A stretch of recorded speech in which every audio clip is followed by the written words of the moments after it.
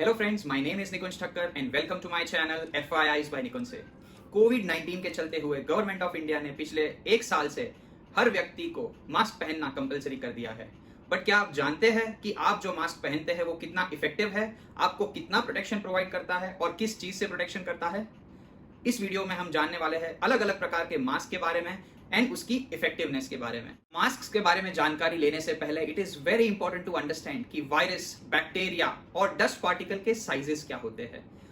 इसके लिए हम एग्जाम्पल के तौर पे अगर किसी व्यक्ति का बाल लें तो उसकी थिकनेस यूजुअली 50 to 70 माइक्रोमीटर्स की होती है। इसके कंपैरिजन में PM10 पार्टिकल्स, जिसके अंदर समावेश होते हैं डस्ट पार्टिकल्स के, पोलन के एंड सो ऑन, वो होता है 5 to 7 टाइम्स छोटा। और डस्ट पार्टिकल से भी छोटे होते हैं हमारे रेड ब्लड सेल्स, जिसे हम RBC के नाम से भी जानते हैं। और उससे छोटे होते हैं PM2.5 पार्टिकल्स, जिसमें आते हैं combustion particles, metals etcetera. PM2.5 particles से 5 गुना ज्यादा छोटे होते हैं बैक्टीरिया के पार्टिकल्स। और लास्ट में बैक्टीरिया से भी 5 गुना छोटे होते हैं कोरोना वायरस के पार्टिकल्स। तो अगर कोरोना वायरस का कंपैरिजन इंसान के बाल के थिकनेस के हिसाब से करे तो कोरोना वायरस 700 टाइम्स अप्रोक्सीमेटली छोटा होता है इंसान के बाल के थिकनेस से। इंडिया में मास्क एक फैशन स्टेटमेंट बन गया है, लेकिन हमें यह समझना बहुत ज्यादा जरूरी है कि हम मास्क सिर्फ अपने लिए नहीं पहनते बल्कि सामने वाले व्यक्ति के प्रोटेक्शन के लिए भी पहनते हैं। तो आइए अब जानते हैं अलग अलग प्रकार के मास्क के बारे में।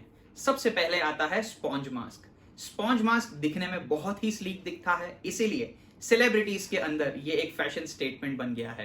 बट यूजुअली स्पॉन्ज मास्क हमें कोई भी प्रकार का प्रोटेक्शन देने में असफल रहता है।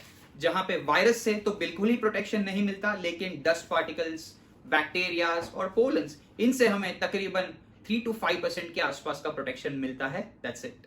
उसके बाद आता है क्लोथ मास्क, यानी कि कपड़ों से बने हुए मास्क। ज्यादातर लोग जो मैंने अपने आसपास देखे हैं वो मैक्सिमम टाइम्स क्लोथ से बने हुए मास्क यूज करते हैं, क्योंकि ये कॉटन जैसे मटेरियल से बने हुए होते हैं, इसलिए कंफर्टेबल और ब्रीदेबल होते हैं। लेकिन क्लोथ से बने हुए मास्क हमें ज्यादा प्रोटेक्शन प्रोवाइड नहीं कर सकते। यूजुअली जो मार्केट में हमें मास्क मिलते हैं वो 2 से ज्यादा लेयर से बने हुए होते हैं।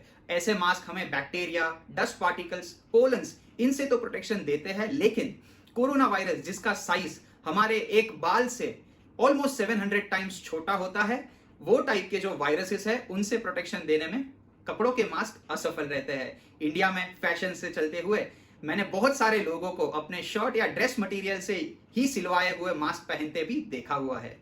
उसके बाद आते हैं surgical mask. Surgical mask usually 3 या उससे ज्यादा लेयर से बने हुए होते हैं। सर्जरी के दौरान मेडिकल प्रैक्टिशनर्स या डॉक्टर्स सर्जिकल मास्क का उपयोग बहुत ज्यादा मात्रा में करते हैं, so that during the surgery उनके मुंह से कोई भी बैक्टीरिया पेशेंट के बॉडी में एंटर ना कर जाए और उसे इंफेक्शन ना लगे।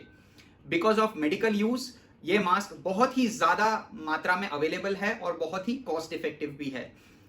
मैक्सिमम प्रोटेक्शन बैक्टीरिया, डस्ट या पोलन पार्टिकल से सर्जिकल मास्क हमें प्रोवाइड कर सकते हैं, लेकिन यूजुअली जो मास्क यूज करते हैं उसकी फिटिंग अगर प्रॉपर नहीं है तो कोरोना वायरस जैसा जो वायरल इंफेक्शन है उससे प्रोटेक्ट करने में सर्जिकल मास्क नाकामयाब रहते हैं।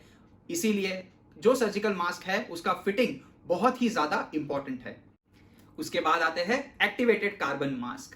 ये जो मास्क होते हैं उसमें एक्टिवेटेड कार्बन का एक लेयर यूज किया जाता है। बिकॉज ऑफ एक्टिवेटेड कार्बन ये मास्क हमें पॉल्यूटेंट्स या फिर बैक्टीरिया से बहुत हद तक अच्छी प्रोटेक्शन देने में कामयाब रहता है। यूजुअली जो लोग पॉल्यूटेड एरिया में रहते हैं या फिर फैक्ट्रीज या जहां पे बहुत ज्यादा पॉल्यूशन है वहां पे काम करते हैं, वो लोगों को एक्टिवेटेड कार्बन का यूज बहुत ही ज्यादा जरूरी हो जाता है।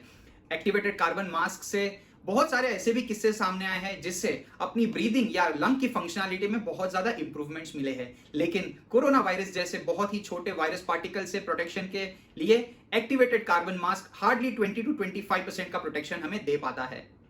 और अंत में हम देखते हैं N95, N99, FFP1 and FFP2 mask. ये मास्क को हम रेस्पिरेटर के नाम से भी जानते हैं। According to World Health Organization ये मास्क 95% या उससे ज्यादा कोरोना वायरस के पार्टिकल से हमें प्रोटेक्ट करता है। यूजुअली ये मास्क बहुत ही स्पेशली डिजाइन किए हुए होते हैं सो दैट हमारे मुंह या नाक के आसपास बिल्कुल भी गैप्स ना बचे। ये मास्क थोड़े एक्सपेंसिव होते हैं, लेकिन कोरोना वायरस जैसे वायरस से सबसे बढ़िया प्रोटेक्शन ये स्टैंडर्ड के मास्क ही हमें प्रोवाइड करते हैं।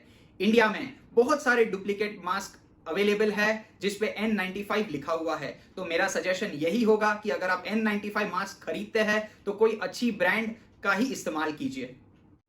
इस वीडियो के लिए इतना ही दोस्तों। अगर आपको ये वीडियो अच्छा लगा हो तो अपने अपने फीडबैक नीचे कमेंट बॉक्स में जरूर प्रोवाइड कीजिए and do like share and subscribe to our channel FIIs by Nikunj. Thank you.